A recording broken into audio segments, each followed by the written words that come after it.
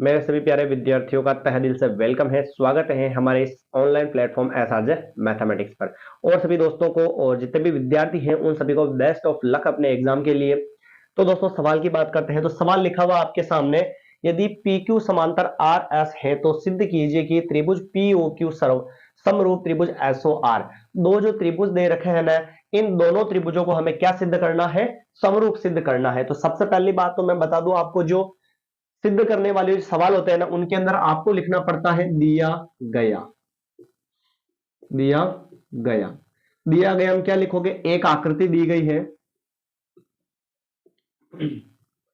एक आकृति दी गई है जिसमें क्या दे रखा है? पी क्यू समांतर आर एस, ये दिया गया है। ठीक है दोस्तों, चलिए फिर आता है सिद्ध करना।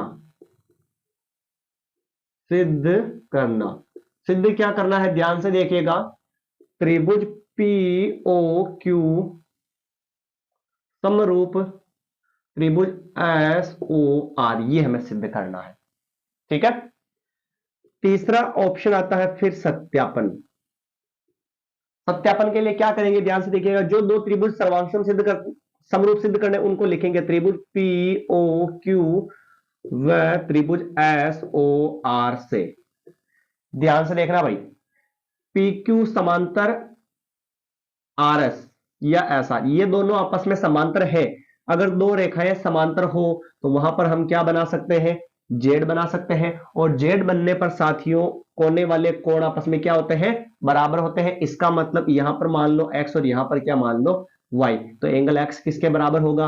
वाई के बराबर होगा। और जेड बनने पर क्या कारण लिखते हैं अपन? एकांतर कोण लिखते हैं। फिर इधर भी देखिए, ये बना जेड, तो इधर वाला जो कोण है वो इसके बराबर होगा। तो इसको मान लेते हैं W और इसको मान लेते हैं Z। कोई दिक्कत है क्या दोस्तों? यहां पर कोई दिक्कत है? नहीं है। चलिए पहले तो लिख देते हैं, एंगल x किसके बराबर होगा? y के बराबर। और ऐसे z जो बनाते हैं हम, तो वहां पर क्या मानते हैं? एकांतर कोण। क्या मानते हैं? एकांतर कोण मानते हैं। क्लियर मामला? चलिए आगे बढ़ते हैं। फिर अगला W किसके बराबर होगा? एंगल W बराबर है एंगल Z। और ये भी Z बड़ा नहीं बड़ा ऐसे है, तो इसको भी क्या बोलेंगे? एकांतर कोण। ये लीजिए भाई, दो कारण हो गए। अब तीसरा जो कारण है, इसको मान लेते हैं एंगल A और इसको मान लेते हैं एंगल B। जब दो रेखाएं एक दूसरे को काटती है ना दोस्तों, जब दो रेखाएं एक दूसरे को काटती है तो उनके सम्मुख कोण आपस में क्या होते हैं? बराबर होते हैं। तो यानी कि एंगल ए जो है वो किसके बराबर हो जाएगा? एंगल बी के बराबर। और ऐसी कंडीशन को बोलते हैं शीर्षाभिमुख कोण। क्या बोलते हैं? शीर्षाभिमुख कोण बोलते हैं। तीनों, किसी भी दो त्रिभुज को सर्वांग सिद्ध करने के लिए तीन कारण चाहिए। तो पहला मिल चुका, दूसरा मिल चुका, तीसरा मिल चुका, तीनों कारण मिल गए। तो हम लिखेंगे अतः त्रिभुज पी ओ क्यू समरूप त्रिभुज एस ओ आर। दोनों आपस में क्या हो गए? समरूप। नियम, तो ये भी है कोण। कोण को लिखते हैं ए से, फिर ए से और फिर ए। तीनों ही कोण ही है दोस्तों, तो नियम क्या हो जाएगा? ए ए ए नियम से। ए ए समरूपता, ट्रिपल ए समरूपता की कसौटी से जो है, ये दोनों त्रिभुज जो है आपस में क्या हो जाएंगे दोस्तों? समरूप हो जाएंगे। इसमें किसी को कोई दिक्कत हो तो आप कमेंट करें। आ गया सभी को समझ में ये? चलिए आगे बढ़ते हैं।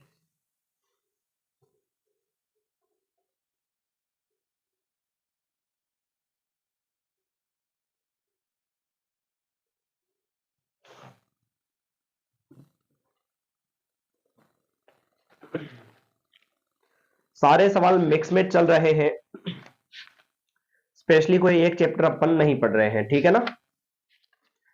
फिर अगला सवाल देखिए, आपको आता है या नहीं। अगला जो सवाल है, बिंदु ए के निर्देशांक ज्ञात कीजिए जहां बिंदु ए के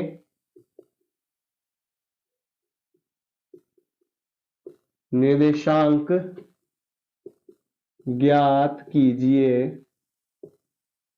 बिंदु ए के निर्देशांक ज्ञात कीजिए जहां ए बी एक वृत्त का क्या है, व्यास है। जहां ए बी एक वृत्त का व्यास है, ए बी एक वृत्त का क्या है, व्यास है, जिसका केंद्र 2, -3, जिसका केंद्र 2, -3 है, केंद्र 2, -3 है, तथा बी के निर्देशांक, तथा बी के निर्देशांक 1, 4 है। बी के निर्देशांक क्या है, 1, 4 हमें यहां पर दे रखे हैं। तो इसके अंदर कोई दिक्कत है क्या दोस्तों? अभी तो फिलहाल अपन ने सवाल लिखा है और इस सवाल को हमें क्या करना है, सॉल्व करना है। और निर्देशांक जो है बिंदु ए के निर्देशांक हमें क्या करने हैं, यहां पर निकालने हैं। बिंदु ए के निर्देशांक क्या करने हैं दोस्तों, यहां पर ज्ञात करने हैं।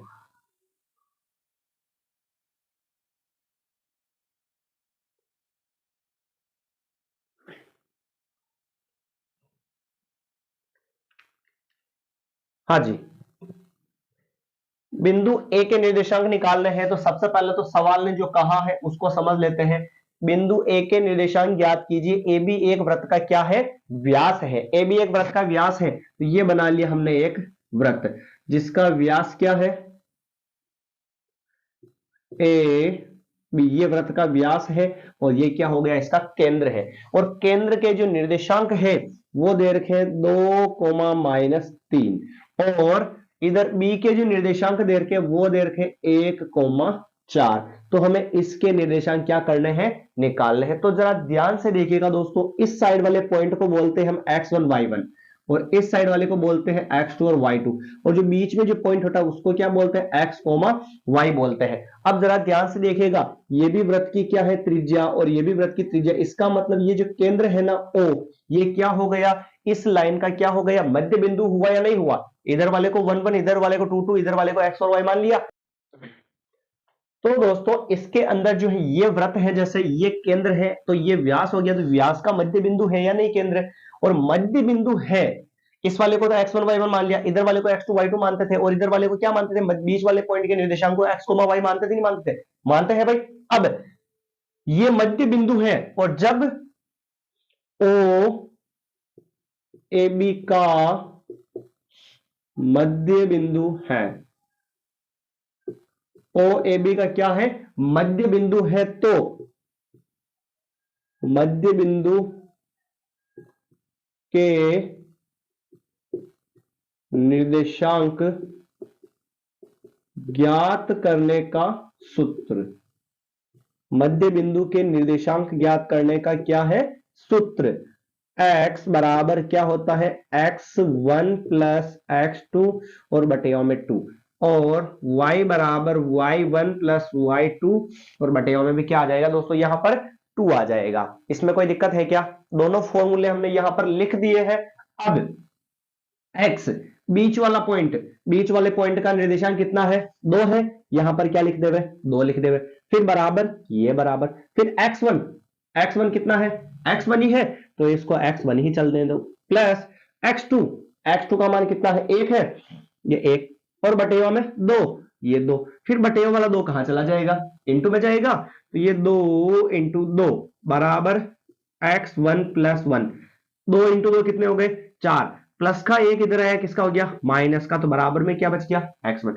4 में से 1 जाएगा तो 3 बचेगा और बराबर में क्या हो गया, x1। चलिए आगे बढ़ते हैं। फिर इधर y, बीच वाला पॉइंट, y का मान कितना है, -3 है, फिर बराबर, ये बराबर y1, y1 का क्या है दोस्तों, y1 ही है, फिर प्लस y2, y2 का मान कितना है, 4 है, और फिर बटेवा में क्या है, 2, बटेवा वाला 2 कहां पर जाएगा, इनटू में जाएगा, तो -3 × 2 बराबर y1 + 4, प्लस के 4 इधर आएंगे, देखना 3 × 2 6, प्लस का 4 इधर आएगा, माइनस, प्लस का 4 इधर आएगा, माइनस का हो जाएगा, फिर बराबर में क्या बचेगा, y1। जब दोनों संख्याएं माइनस की हो तो चिन्ह माइनस का संख्या जुड़ जाएगी, तो कितना हो जाएगा, 10 हो जाएगा।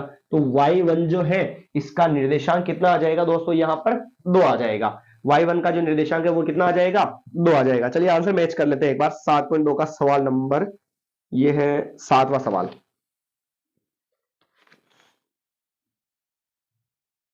तीन कोमा -10, ओके। ये दोनों निर्देशांक हो चुके हैं तो लिखेंगे अपन, अतः ए के निर्देशांक निकालने थे। ए बराबर पहले लिखते हैं x और फिर लिखते हैं y। तो x की वैल्यू कितनी आई, 3, और फिर माइनस ये 10। तो इस सवाल में किसी को कोई दिक्कत है क्या भाई, नहीं है। चलिए ये था सवाल नंबर आज की क्लास का दूसरा।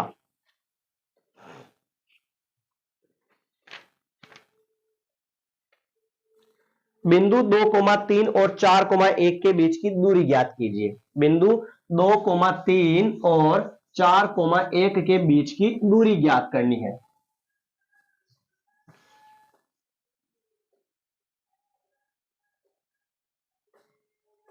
ध्यान से देखना, बिंदु 2,3 व 4,1 के बीच की दूरी ज्ञात कीजिए। बीच की दूरी ज्ञात कीजिए। कोई दिक्कत है क्या सवाल में? दूरी हमें यहां पर निकालनी है साथियों। तो दूरी निकालने के लिए सबसे पहले लिख लो इसको, 2,3 और ये 4,1। पहले वाले को x1 y1 मानते हैं और दूसरे वाले को क्या मानते हैं, x2 और y2 मानते हैं। दूरी ज्ञात करनी है दोस्तों, तो दूरी का फॉर्मूला मैंने आपको बताया था, √x2 - x1 का whole square plus y2 - y1 का होल स्क्वायर। ये फॉर्मूला बताया नहीं बताया, बताया था। अगर आपने फॉर्मूले या डेफिनेशंस वाली क्लास अगर देखी है तो उसके अंदर मैंने आपको ये फॉर्मूला बताया था। d बराबर √x2 - x1। x2 का मान कितना है, 4, फिर माइनस ये माइनस x1 का मान कितना है, 2, ये 2, घात कितनी चल रही बाहर, 2, फिर प्लस ये प्लस y2 - y1। y2 का मान कितना है, 1, फिर माइनस y1 का मान कितना है सर, 3, घात कितनी चल रही है, 2।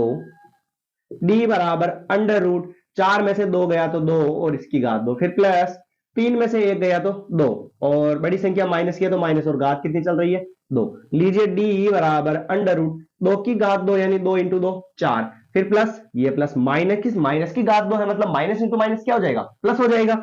ये प्लस और 2 की घात 2 4 हो गई। तो d बराबर जो है कितना आ चुका है, 8। और इसको लिखना चाहो तो 8 के गुणनखंड क्या होते हैं, 2 × 2 होते हैं, 1 2 बाहर और 1 2 अंदर बच जाएगा। ये नहीं लिखो तो भी चलेगा, यहां तक भी अपना आंसर जो है क्या है दोस्तों, करेक्ट हो जाएगा। तो दोस्तों ऐसा ही इंटरेस्टिंग सवालों के लिए हमारे चैनल ऐसा आज मैथमेटिक्स को सब्सक्राइब कर ले। और नए जो अगर आप पधारे हमारे इस चैनल पर, तो पुरानी जितनी भी क्लासेज हैं, मैंने बहुत सारी क्लासेस डाल रखी है क्लास 10 के मैथमेटिक्स की इंपॉर्टेंट क्लासेस, उन सभी को जाकर देखें। और अगर आप क्लास 9 से संबंधित स्टूडेंट हैं तो आपके लिए भी यहाँ पर क्लासेस बहुत ही जल्द 1-2 दिन में चलने वाली है, और मैंने 1-2 क्लासेस डाली भी है, तो उनको जाकर देखें और कैसी लगती है। अगर अच्छी लगती है तो कमेंट शेयर कर दें और चैनल को सब्सक्राइब करना ना भूलें। धन्यवाद।